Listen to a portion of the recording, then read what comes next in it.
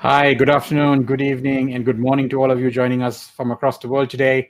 Welcome to another edition of Pandemic Punditry's Putting the Planet on a Pandemic Diet. We are delighted to have four entrepreneurs from across the world today in what is going to be, I hope, a delicious panel discussion on plant-based meat and seafood alternatives. Welcome to Pandemic Punditry, Kati, Christopher, Emil, and Tim. And for the benefit of our audience, if each of you could take 15 to 25 seconds and let us sort of know a little bit about yourself, your company, and your products that you have introduced to the market, that would be great. So Kati, do you want to go first? Yes, thank you. First of all, thank you for having us and thank you for doing this. It's much appreciated. And thanks for it. My name is Coffee and I'm the co-founder of Plantcraft. We basically make meat out of green bananas. Our product line is focusing on deli meats, anything that you can imagine in between two slices of bread. We are clean label, so that means we are free from the top 8 allergens, no gluten, no soy, and no additives. That's us in a nutshell. So green bananas, I heard you right? Yes, that's one of our major ingredients. Okay, you're the first person we've had on the program who's made anything out of green bananas. So that's great. Wonderful. Who wants to go next? I can go next, for example. Please, Tim. Yeah, thanks. So my name is Tim. I'm one of the three co-founders from like the one and the only startup from Russia that is focusing on plant-based meat alternatives, still made of soy and wheat and pea. That's obvious that we also have some allergens, but still we're trying to do something that is worth for our market, and we're making various meat alternatives for chilled section, for some snacks, and also in a dry form. So just now trying to fill up the market with various options for vegans in a Russian severe atmosphere. Great. Christopher, you want to go next? Yeah, absolutely. So I'm Chris. I'm one of the co-founders and the head of business development of Better Nature. And simply put, Better Nature make protein without compromise. So protein that doesn't compromise on people's health, on the environment, and of course, animals. And we do that by leveraging a process called tempeh fermentation to produce all natural delicious meat alternatives. So tempeh fermentation is this technology that originated in Indonesia about 300 years ago. But since then, no one has really given it attention to us. So we're constantly innovating upon that fermentation technology to produce new and innovative meat alternatives that are, I guess, similar to Kati's products, clean label as well. So yeah, we're based in the UK. Based in the UK. Okay, great. Did we lose Emil, or is he there? We seem to have lost Emil. Okay, so we can come back to Emil for a second. Christopher, just follow-up question for you. So you mentioned tempeh. Now that's a very, very sort of old ingredient, as you said, 300 years old, right? So what's your twist on that? What are you doing differently to make that sort of 21st century? Yeah, absolutely. So tempeh, it's ancient. It's been around for 300 years. I guess one of the greatest shames of tempeh is that the fermentation process by which tempeh is made hasn't changed at all. So we're using the exact same ingredients. We're using the exact same fermentation starter cultures. It's like, I don't know much about bread, but I assume bread today is very different to bread made 300 years ago, whereas tempeh hasn't been on that same innovation journey. So it's slow. Typically, it takes basically between 30 to 48 hours. We've been able to get it down to 18. It typically lacks micronutrients like vitamin B12. We've been able to fortify naturally by naturally introducing different strains of bacteria or fungi or yeasts into our fermentation starter cultures. We've been able to improve the nutritional and the sensory, aspects of our products. And I think the choice of the substrate, the choice of what is fermented, also plays, of course, a massive, massive role in that. So by playing around those parameters, we've been able to create meat alternatives, and hopefully derivative products from that that look and cook just like meat. Okay. And Kati, for you, I mean, what inspired you to do deli meats? I mean, well, the green bananas itself is quite revolutionary, but why deli meats? And does green bananas really lend themselves very well towards deli meats? Is that why, or what's the connection between the two? Yeah, those are two different stories that, by grace of some sort of divine intervention, just combined together. But the idea itself came from me when I was working as a vegan transition coach for Challenge 22. If you've heard of that amazing initiative, we basically took 22 days and coached people through a transition and teach them what to eat and how to live a vegan lifestyle. And a couple of trained coaches like myself were running groups through. And I had a lot of questions, of course, a lot of ethics and lifestyle questions, but mostly about food. Everyone was, of course, interested in what to eat. And I was always able to help people out with dinner ideas or breakfast ideas. But whenever they said, okay, but what do I pack as a packed lunch? What do I give my kids? What do I just pick up in the afternoon? And it was a little bit hard. I mean, there is only so much hummus rolls that you can eat. And so I saw that little gap there on the market based on the feedback of all the people that I was coaching. And I already had that idea brewing in the back of my mind when I met my co-founder, Csaba, who back then was working on a unique food tech IP that was originally meant to be used for pasta products and other products like confectionery. And we started working together on that product and getting that on the market. And then I started thinking, and I was like, Csaba, can we make meat out of this?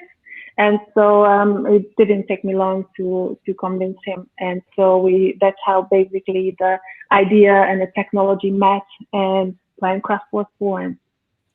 And if you could reveal, I don't know whether it's proprietary or not, but is it the green banana skin or is it the starchy part of the green banana that you're using?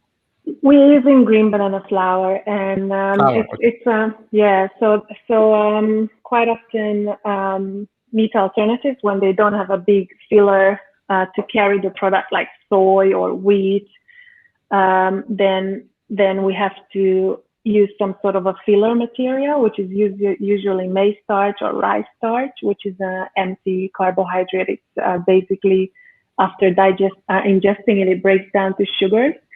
And green banana is a very different type of starch. It's a resistant starch.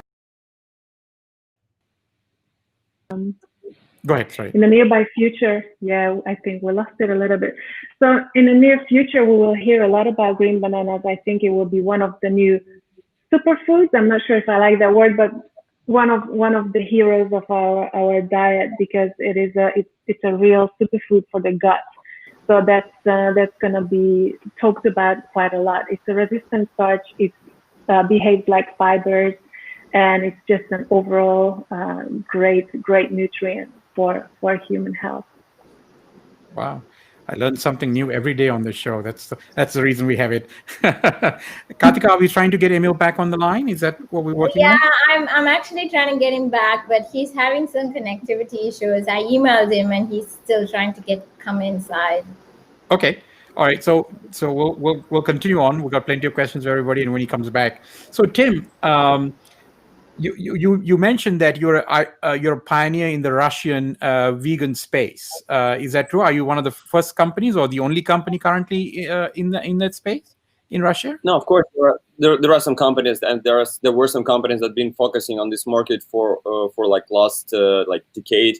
But still, they were like actually focusing on very narrow niche, just making some really easy to prepare sausages or patties, just made of vegetables, no meat texture, no flavor, nothing. So just like something that will just make you feel that you eat something like meat like. we're trying to create like the exact alternative. So I'm sure that the product that you're making have to be created by solving your own problem. And the thing is that I didn't want to change my diet, for example, just like changing the type of dishes that I'm eating. I just decided that we have to change, like, not like the people, but the meat that we're eating actually. So that was the idea. And that's how we started, just like from like main three pillars, like making the texture, then making like flavor and like the smell and like all this like mixed together. And then also adding some nutritional value, amino acids, vitamins that will make the final product exactly the same as meat. So there is no compromise on that. So I'm just curious. I'm sure some of our viewers as well. So what's the vegan food scene like in Russia? I mean, is it open, receptive? Are people talking more in terms of health and sustainability, or is it, what's driving potentially your market there in Russia? So like for now, if we should divide like this market into two parts. The first part is like really like radical vegans that are actually like looking for some ethical reasons for health and like combining all these three things.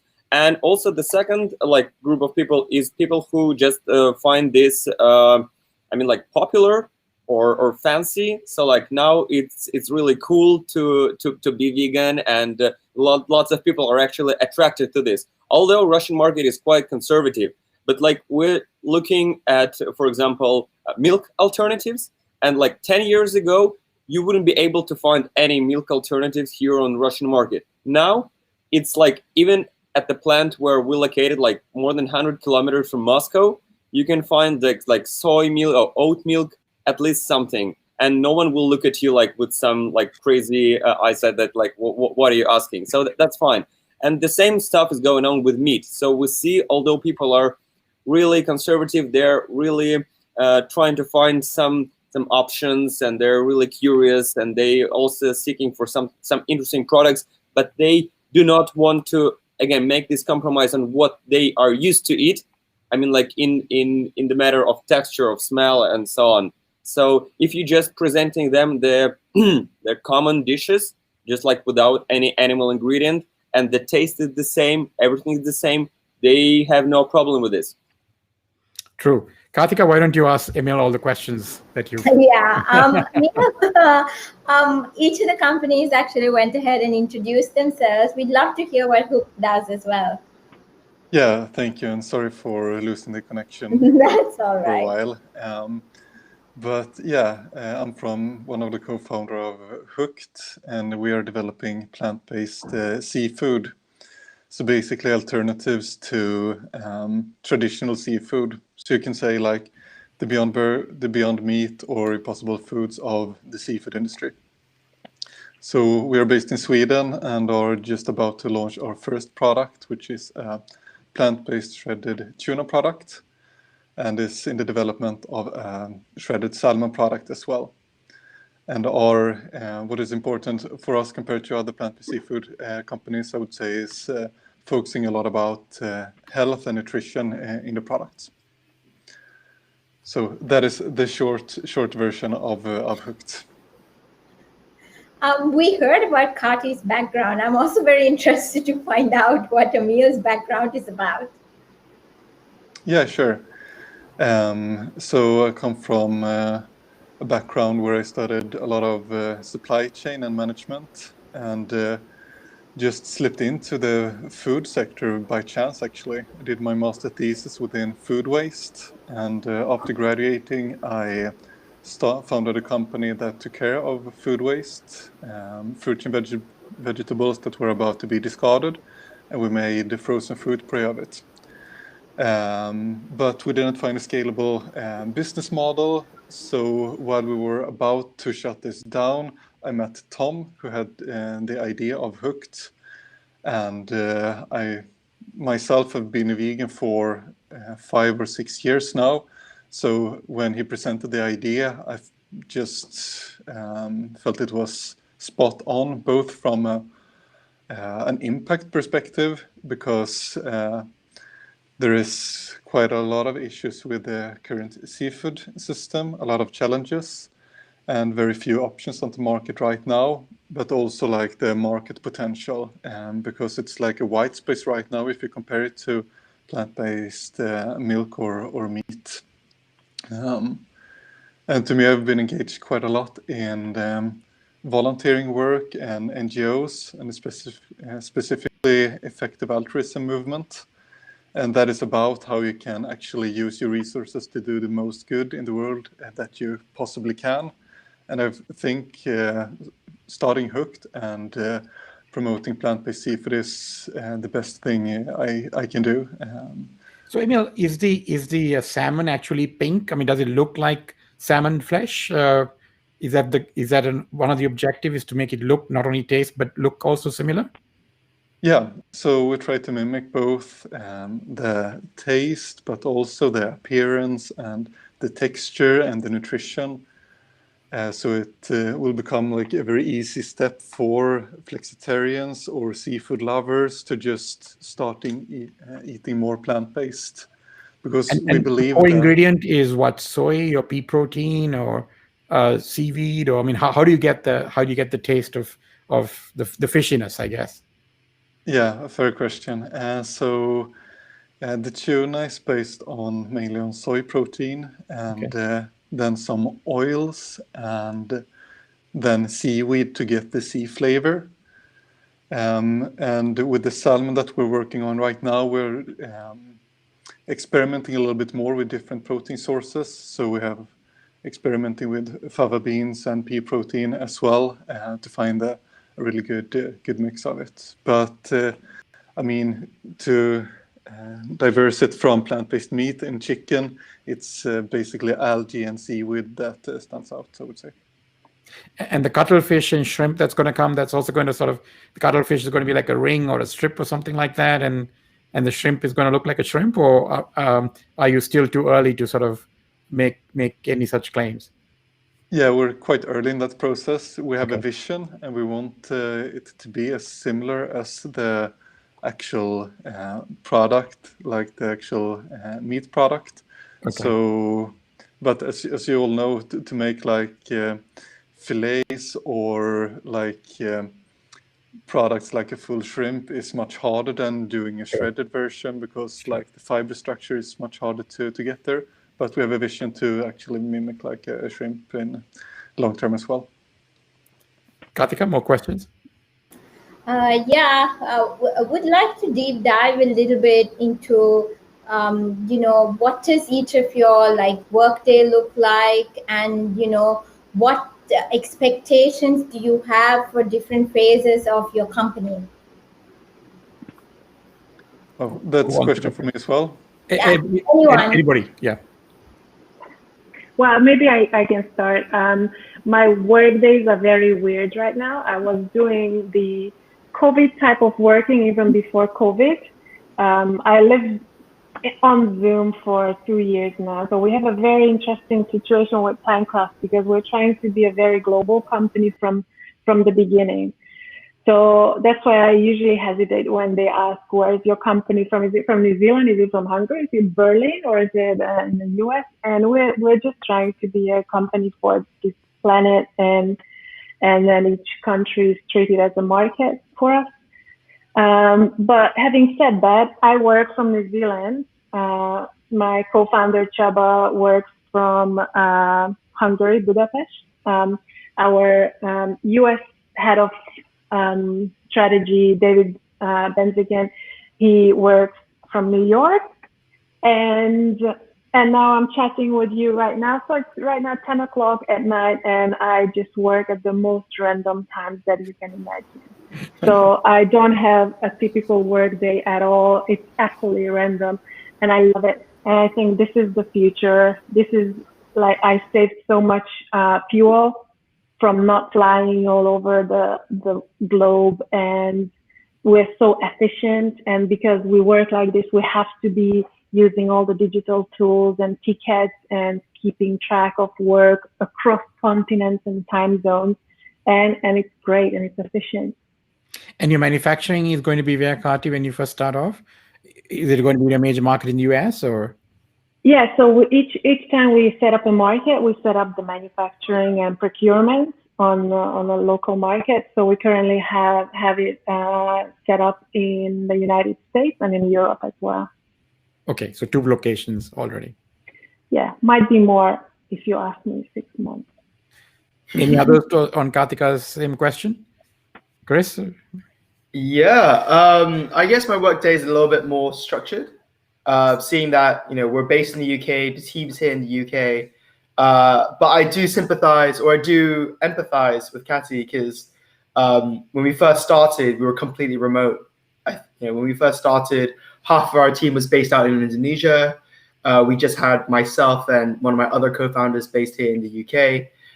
But again, I guess over time, as we wanted to really nail the UK to start off with and create a beachhead market, we started to consolidate more and more of our team into the UK. But spent enough time on Zoom to be able to understand both of its great advantages. But I think it also does represent some pitfalls in terms of. But there are obviously tools that can be used to overcome that. My weekly. I guess I don't really have a typical day, but I've got a typical week, if that makes sense. I think every week follows a similar rhythm, and it really depends on what mode I'm in. Right now, it's all about growing sales. So the typical, I think typically buyers aren't very active on their emails on Monday or on Friday. They tend to only really look at their emails on Tuesdays, Wednesdays, and Thursdays, which means that the night before, I schedule out all my emails to go out right now.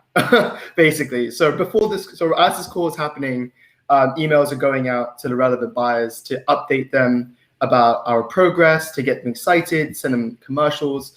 I just feel I'd rather stay up till say 11 the night before, writing out these emails, making sure they're clean and tidy, than to get up at 5 or half 5 in the morning to make sure and be tired when I'm writing these emails to go out at say this time. So it lands on the top of their inbox as soon as they wake up. As soon as those emails are out of the way, then I focus on strategy, business operations, brainstorming with the team as to if we have any new product launches. And I think throughout the week, it's always peppered with random investor communications. So it really depends on the role. So Chris, is your market primarily the UK right now? Yes, we also do sell in Germany, but the UK is absolutely our target market right now. Tim, and then Emil, same question for you guys. My typical, again, it's better to talk about the typical week. Yeah, Chris was right. So like at least 2 days a week, I'm working at our plant. So I'm visiting the plant, like checking all the technological processes and like checking the quality of the product and making some tests and whatever. The rest of the week is dedicated to, again, like sales strategy. As I'm like the CEO of the company, we have various sessions with our co-founders and also with the departments, sales department, marketing department, and like we're just deciding like on what we should do. Again, this year is quite challenging because all the marketing have to be only online. There is like a very small amount of events that really is available offline. So like there was only one event in February. That's it. So it's quite also difficult that we have to change the strategy here. And again, like as for the messages, I just turned off all the notifications after like 6 p.m. So the only thing, again, like, of course, and I'm trying like to get rid of all the like info like till the I don't know, like till the dawn. So I'm just not trying to wake up really early and check all this stuff. The one thing, like the one tricky thing that I'm using is that usually I'm sending the delayed messages so that like I'm not receiving the answer exactly like at the same time, because I just like want to save my time like for a night, because some people are answering like really immediately. So I'm just trying to save a bit. Good point. And Emil? And then we have a question from Amit. I think we should ask the team. But I can just emphasize that it's hard to set like a standard day or even a standard week. But what we do right now is to, in the beginning, the first thing we do every Monday is to look through what should be our focus during the next week, because it can differ quite a lot. and set up KPIs or targets for that specific weeks, and then start to do like the most important things in the beginning of the week to be sure to accomplish those things. So that is the setup. So we put first things first, and don't get stuck in the inbox in the email or doing stuff that isn't like very value providing. So that is like our setup, and then the days and weeks can look very differently. Karthik, you want to ask the question that Amit has asked? Yeah, so Amit has asked the question, being a vegan venture capitalist, a big barrier to success that we encounter is getting the taste, texture, and color right, mainly taste. Have you guys considered or conducted a fair amount of customer tasting? Good question. Yeah, I mean, if I can answer that first, in fact, right now, especially during lockdown with food service kind of out of the question. So the UK is just about to go into a second lockdown on Thursday. I'm sure Catty in New Zealand is probably looking at us from across the world, being like, "Haha, you losers!" But no, we are losers. My heart is broken for everyone who didn't do this. So no. Yeah. No. No, I'm joking. But yeah, I mean, when the first lockdown hit, Bed Nation, we launched in January, so I guess we were kind of born during the lockdown, and during this whole pandemic, of course. So as a result, we had to pivot mainly to direct to consumer. So I'd say 80% of our total sales now come from direct to consumer, and only 20% come from brick and mortar. Though that has its own challenges, it also gives us an incredible amount of data, an incredible amount of engagement, or the possibility of being incredibly engaging with our customers. So yeah, if we are looking to develop a new range, as we were about a month ago, we were engaged very, very heavily with our top, say, 10, 15 customers on our website. And we would supplement that with people that we find through our social media, to see who's keen on being user tested. So having that flexibility, being a direct-to-consumer company, gives us a lot of insight into what actually drives consumer purchases. And yes, no doubt taste is number one, but I think two, it's nutrition. We get a lot of feedback based on the nutritional quality of our products. And I think as consumers become more and more aware of the potential health benefits of adopting a vegan diet, not just the ethical and environmental, health will play a much bigger role. What about you, Kari? In terms of testing? For plant craft, I would say that, and it's saying that the taste, texture, and color are hard to get right. And for us, it's really the texture. So our technology is based on microbial fermentation, and we're using the most unusual ingredients, like, as I mentioned before, green banana, and we also use linseed and some upcycled ingredients like grapeseed and citrus fiber, and all sort of crazy ingredients that, good luck turning that into meat. So for us, it's really not the flavor or the taste, it's mostly the mouthfeel. And ordinary people wouldn't even think about it, how important that is. You could have the most beautiful flavor if the mouthfeel, the texture is off-putting for some reason, then you're not successful with the product. Having said that, we were also lucky that a lot of our product development was taking place before the lockdown and before the pandemic, so we managed to do tasting, and yeah, that's the most important part of product development, because generally product acceptance depends on how much the consumers like it. And then during the recent times, it has really been a challenge to do tasting, and we've been doing a lot of research to find creative ways around that, like sending packages to consumers and then get some feedback on surveys. But of course, we have issues with or difficulty challenges to do a refrigerated product.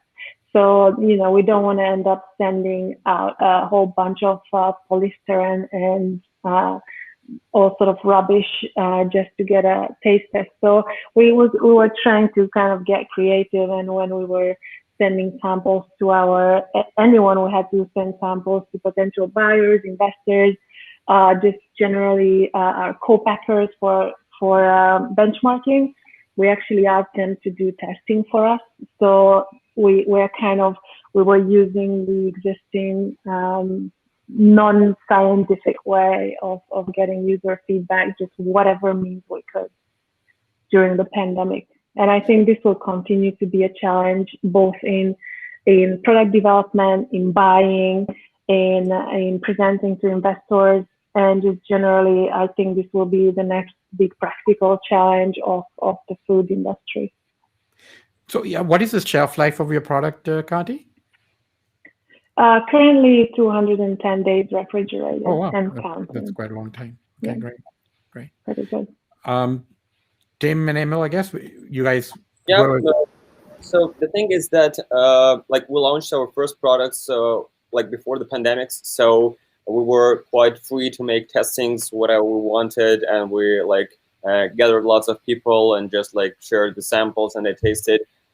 Also, like during like between the first and the second wave like of the pandemic, we were again able to make small collaborations with the stores where we already started like selling our products. So we send samples to them, and they accumulate the consumers who came and who make some degustations. And now again, like it's kind of challenging because we launch chilled products, and it's quite difficult to send them without like making all these like necessary measures like with again like temperature control and so on. So the only thing that we can do is make these testings in Moscow. So just like sending couriers directly to this or that blogger, or like some people who just want to give us some feedback. So it's a kind of a problem. But again, like we have lots of people on the plant working. So like we always have this access to almost like 200 people working here on the factory, and this kind of like a very like big the variety of people who can give us feedback. So that at least something we have. Also, think you have that rehydrated product, so you just send people the dry products and then they can add water. Yeah, like it was before. Again, like it was not necessary, but now like with the chilled products, it's like it's impossible. Yeah. Yeah, and I can just agree with what you say, Katie. For us as well, I would say the texture is actually the most important feature of our product. Especially like getting this mouth feel, which I think a lot of people is underestimating. And especially for our product, which isn't served as it is on a plate. It's like shredded tuna. So you often serve it with like a tuna mix mixed with mayonnaise or a tomato sauce, or on a pizza or in a salad. And then the taste and flavor like is mixed with all other flavors. So you can cover it a little bit, but the texture is like really crucial to get there. And when it comes to testing with the customers and consumers, we're mainly targeting food service customers. And actually, we have done quite some co-development with them, because they are the experts of how to serve fish in the best possible way. So we have given them some like inspiration of how it can be served, but they are like giving us feedback and is creating their own dishes with our products. So it's like a co-creation process, and we're trying to work quite closely with them. So now when we will roll it out in restaurants, we will actually do some common tests on the consumers as well. Yeah, I mean, I have had a shrimp, plant-based shrimp before. I can't name the company. It's a quite a famous one. I must say I was very disappointed. You're right. The texture is the thing. It was like, biting into rubber. I mean, it was just, and the taste was just not there. I mean, I buried it in all kinds of curry and everything. I mean, it was just unpalatable. I mean, it was it was the one plant-based product that just didn't meet the mark. Right? I mean, I've had so many different things, but that was one thing that just didn't cut the mustard for some reason. So I'm appreciative of the challenge you're having in sort of getting the texture right of seafood. I think that's going to be quite the challenge, but good to hear. I don't know which company that was, but please try them again, because I'm sure they are doing some work behind the scenes. Yeah, I'm sure. I mean, I've not ruled them out. I mean, I'm always open-minded about these things because I know it's an evolved process, right? So, but that was the one company that I was like, whoa, that's just not ready. I can't believe that's been out in the market. But yeah, so it's out of Southeast Asia. But yeah. Karthika, any more questions, or do you want me to? I know I've been monopolizing the time, so I just want to make sure that you get your questions in. Yeah, so we were actually really interested to understand, like, what do you see as some of the biggest risks that you will have to face once you launch your products? Market risk you're talking about, Karthika, particularly? Yes, market risks. And specifically in relation to the pandemic, right? There's sort of a whole bunch of things that are associated with that as well. I think like for us, maybe like the main challenge is that being limited, like with all the travels and being limited with the ability to visit the plant, you are again limited with the flexibility to make the amendments in the products. And if, for example, you receive the feedback regarding your product, maybe some consumers were not as impressed with some, I don't know, flavoring. You have to add some, I don't know, like oil or salt or whatever. Like you have to make it like more, more chewy or less chewy. It's again very difficult to make these changes like due to this to these problems. And again, during the pandemics, we have to spend lots of time just like sending the samples from the plant to us to make these tests, then send them again, and like you're losing like plenty of time doing nothing and not being able to do anything, because like this is the stage when you have to test the product, make changes, again test, and like just like make all these iterations, and you're losing a lot of time. And you see the only thing that is that just like calms you down is that you see that everyone is the same situation. So like you're not like losing time while others are just like going forward. Like the whole world is in the same in the same place. So that's why you understand like, okay, I'm not like losing anything. It's just like something I have to like bear with like everyone around. But still, like it's really disappointing. So 2 follow-up questions, if I may, Tim, for you. So have you seen, just like in the US, I mean, there's been a huge interest in plant-based or alternative proteins because of the pandemic, and people are doing this sort of finally putting 2 and 2 together, that we are in a pandemic because somebody decided to eat a bat or something, one person right somewhere decided to eat something that then caused this pandemic. So I think that connection has been made finally for good, hopefully. Are you seeing a similar sort of interest and uptake in Russia, where people are saying, hey, maybe we should start to eat healthier or more plant-based food? And also, what was your strategy? The second follow-up question is within, was Moscow your main market, and then were you going to sort of go across Russia with your distribution, or were you thinking of Europe? Those are the 2 questions I had.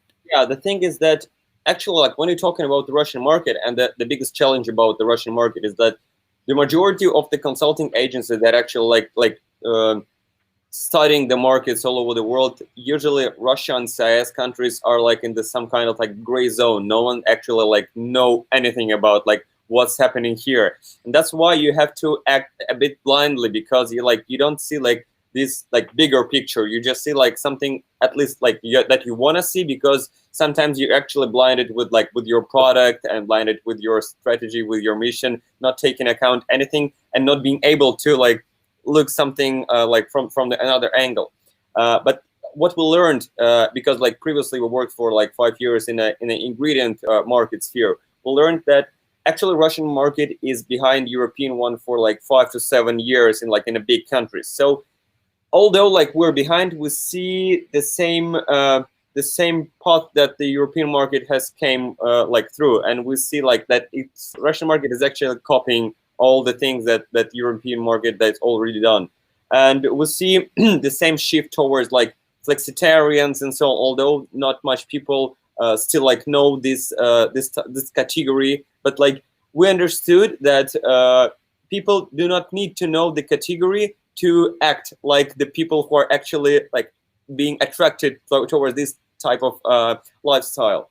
And the second thing, like as for the as for the strategy, of course we started with Moscow because we have the plant here, and the main strategy was like to settle on the Russian and like Russian speaking countries market. So like, I mean, again, like the CIS countries and like the closest to Russia countries. For example, we're not supplying only to Russian and CIS, we're supplying to Latvia, Poland, Lithuania, Estonia. Now we started supplying Japan and also like New Zealand, in Australia, and like so on. Wow. So it's kind of, yeah, it's like the wide geography, but still we wanted to first like settle down on the Russian market, being like a kind of a pioneer here. And now we see that it's actually being true, because the big companies that are actually now starting to look in this area, it's really interesting, because 2 years ago it was impossible that, for example, meat producers or like some other plant-based ingredients producers start looking towards this market. This year, the companies, like big companies, announced more than like $20 billion like in the whole market devoted to plant-based market in Russia. So like 2 years ago, someone told you about this, it was just like everyone just laughed at him and said like that's impossible, like only meat and that's it. So of course, like Russian market is the first for us, because we understand the consumer, we understand like the way of thinking, we understand like what he likes, what doesn't like, the type of flavor that attracts the consumer, like the type of texture and so on, what type of products we have to copy, for example. And of course, like furthermore, we still want to go more into European market, because Asian market, for example, for us, it's much more, I don't know, much more difficult, and we like the way of thinking, the taste parameters, like for the consumer, is much more difficult for us. That's why we're like making collaborations with Asian producers or distributors who actually can help us to understand like what actually market wants. And we're again like very flexible, because we can change the flavor, change the texture, like whatever. So yeah. Anybody else who want us to answer Kartika's question? Kartika, want to repeat it?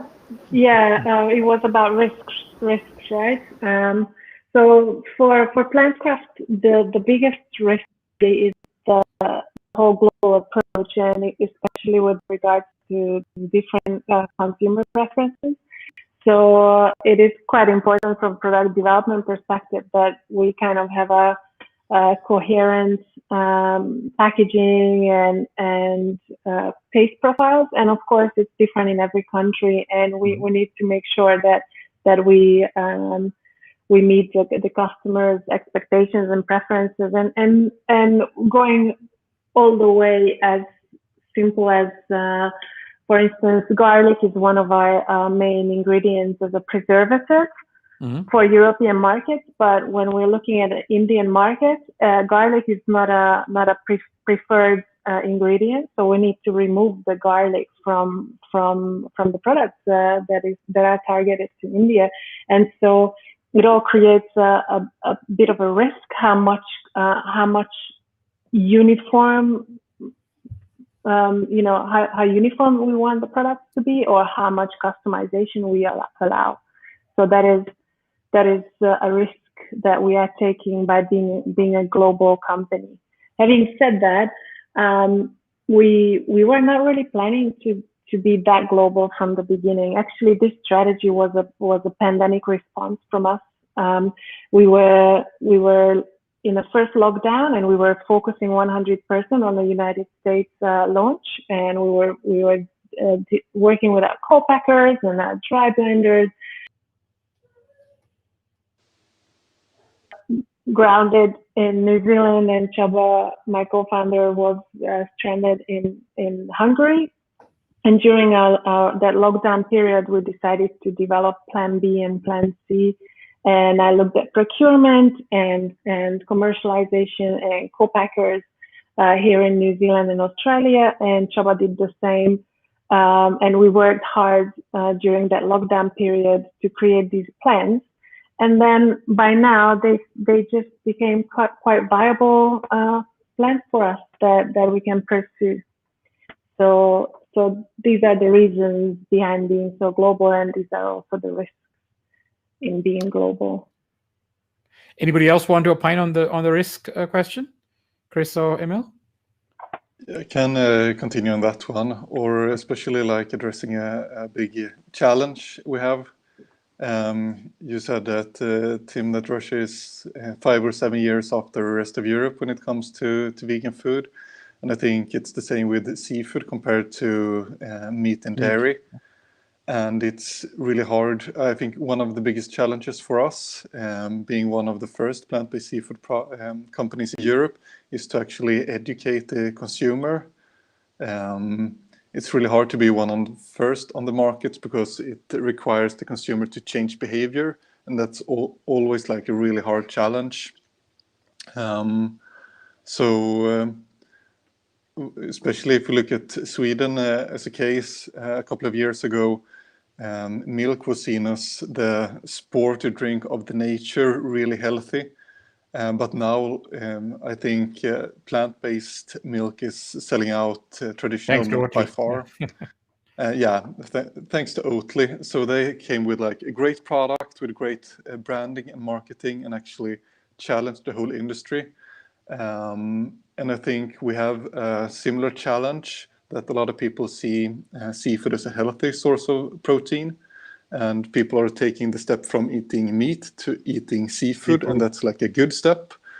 But a few people know about the challenges with CO2 impact, microplastics, and heavy metals in the seafood.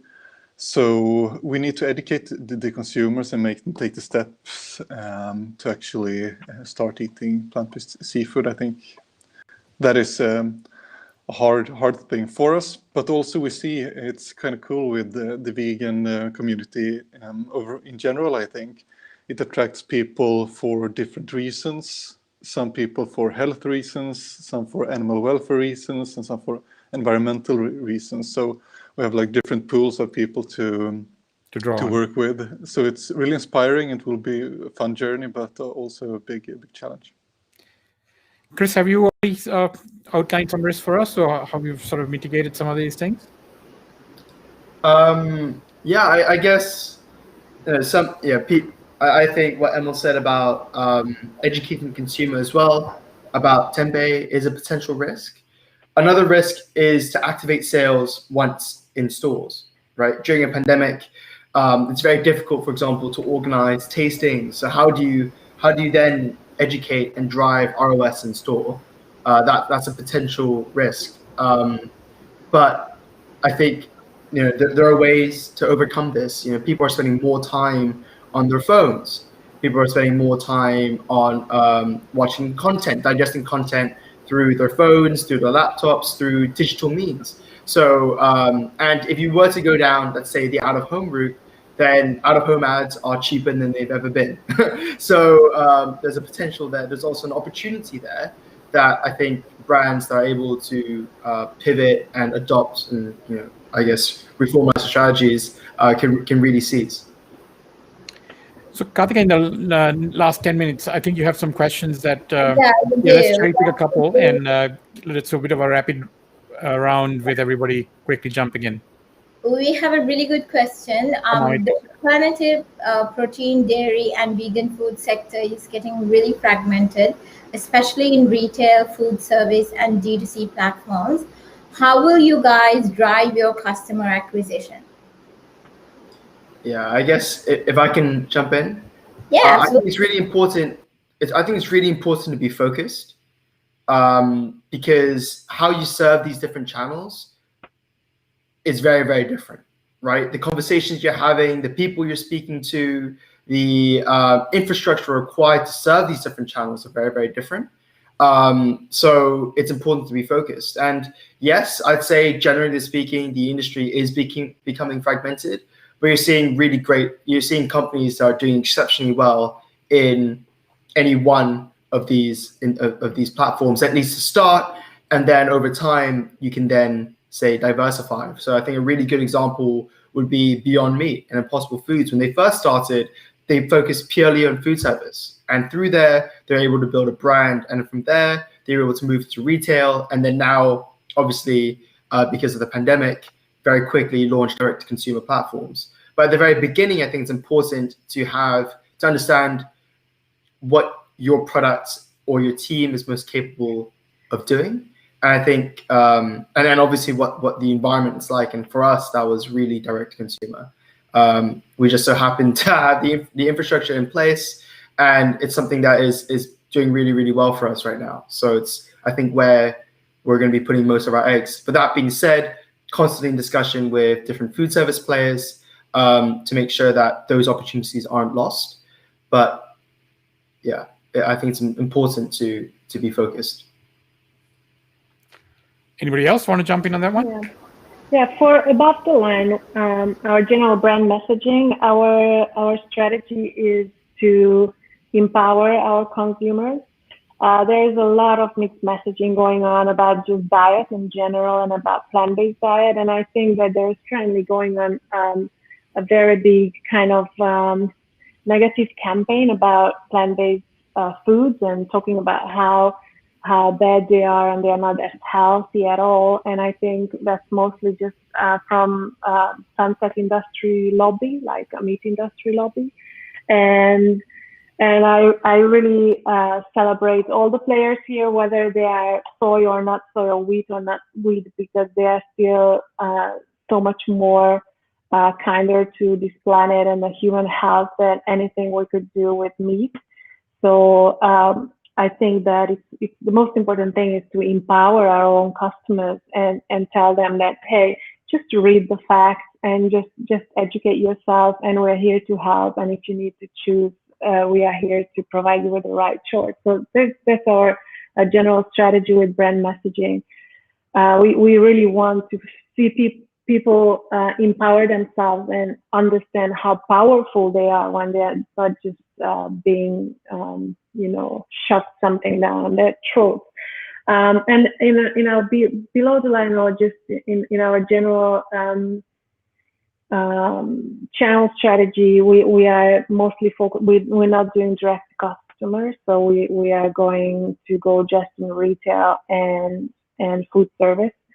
And our general communication and general tools there are focusing on, of course, for brick and mortar, we're focusing on social media. It's been king, and it still is king, especially for those consumer groups that are more open to change and more open to take these decisions in their own hands. So we're focusing on social media, and then of course, as we can, tasting.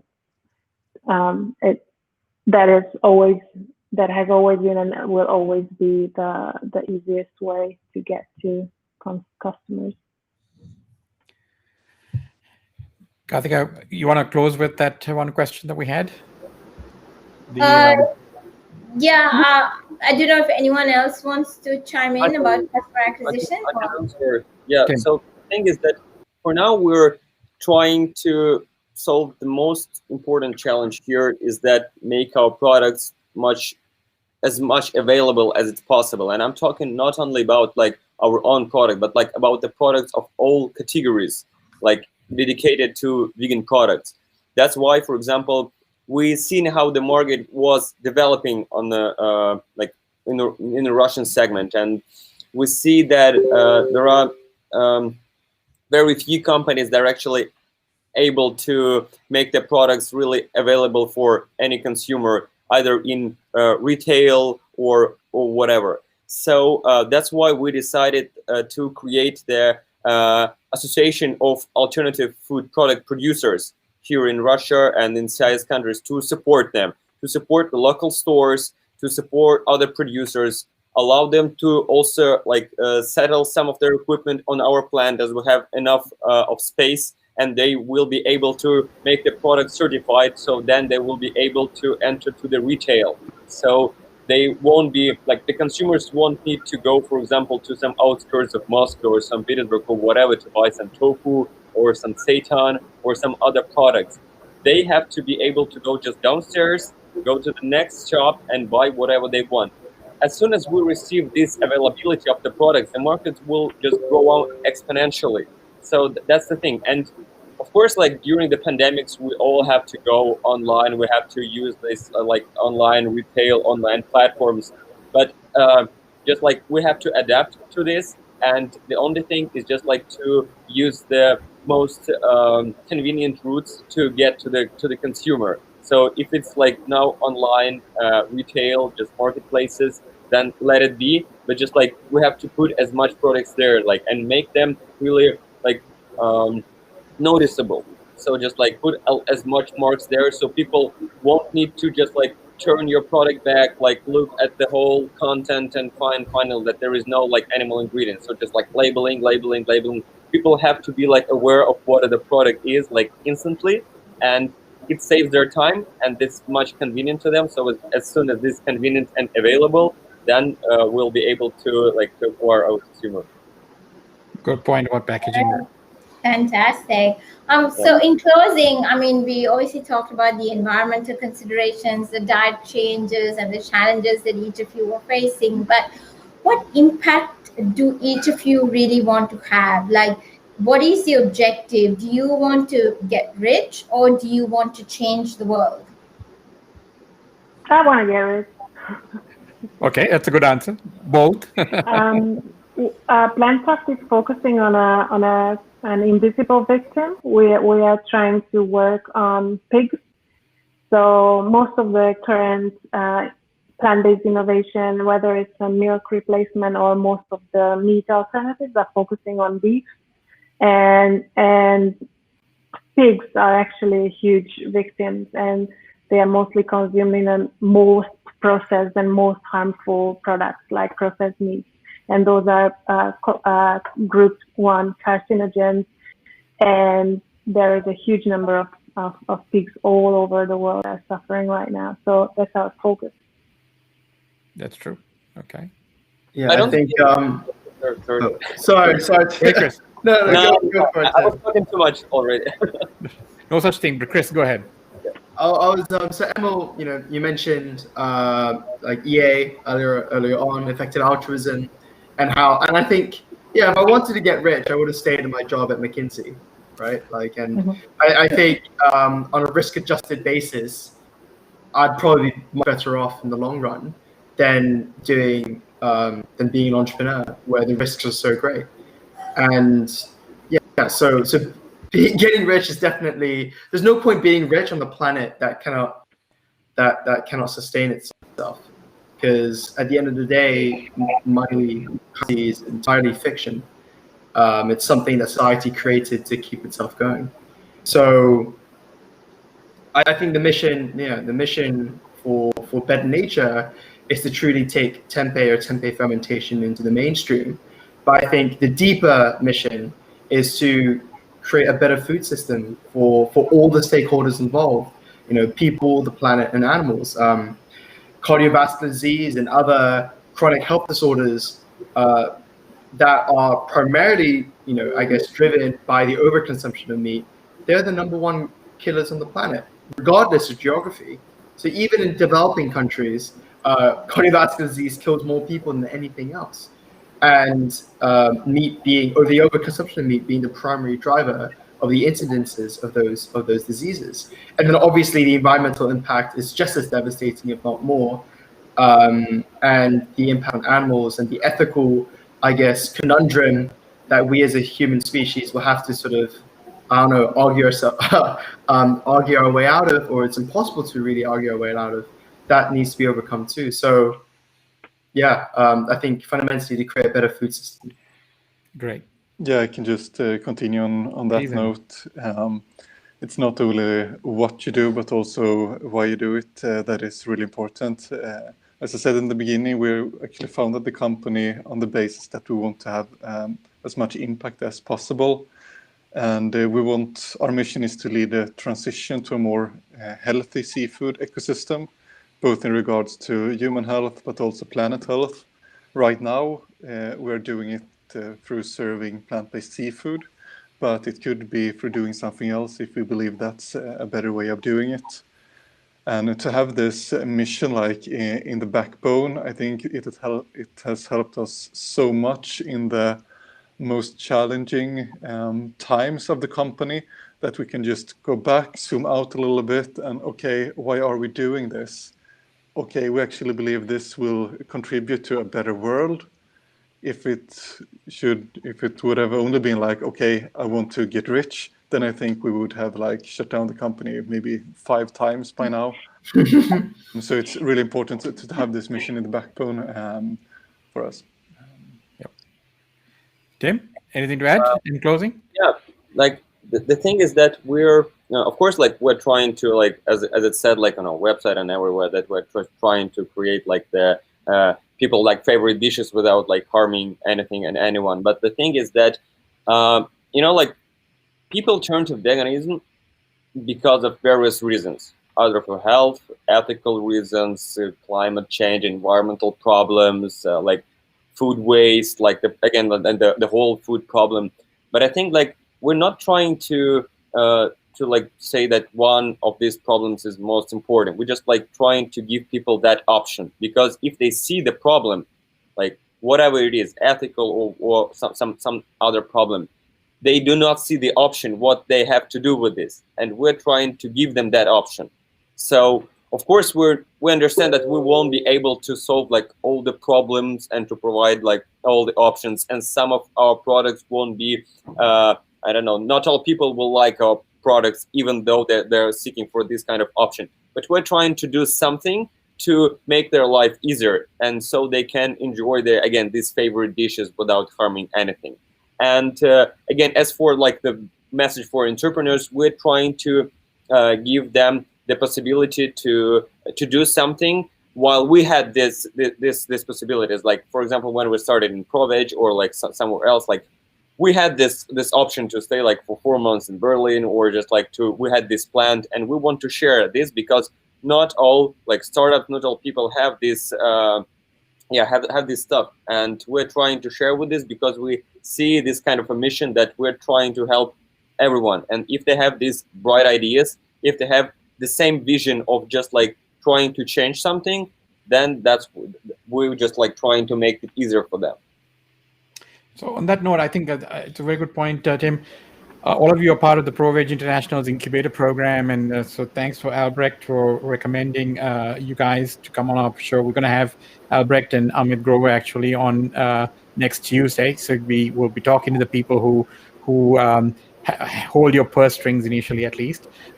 So we were looking forward to having their thoughts on the process.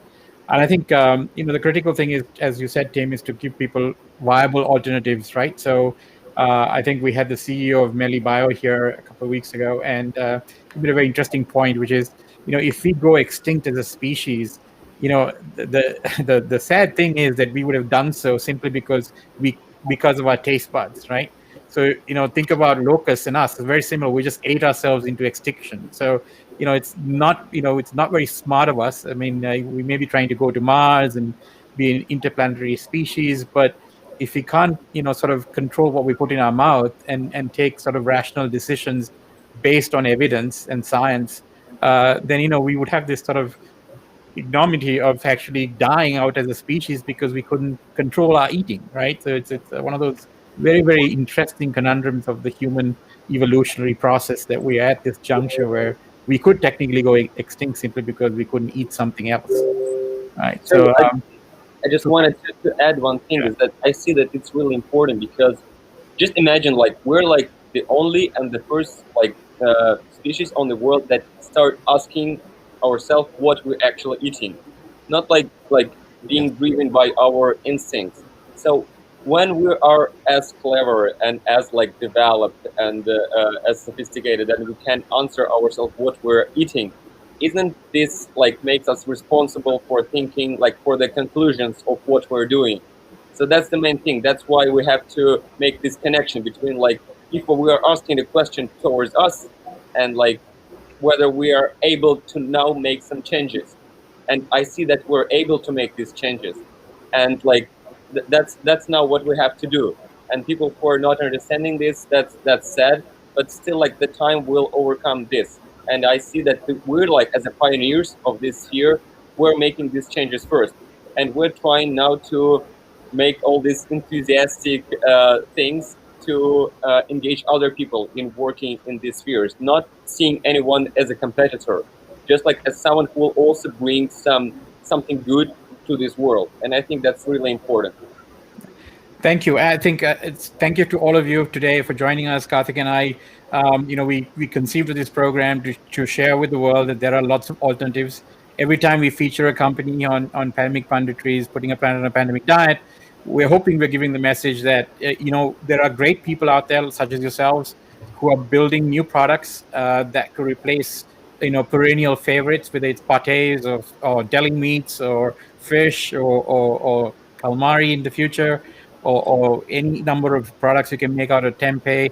And even in places where people are used to a meat heavy diet like Russia and the CIS countries, that there are native localized alternatives to meat. And so thank you very much for doing what you do individually and collectively as part of your companies. And thank you for coming on Pandemic Punditry.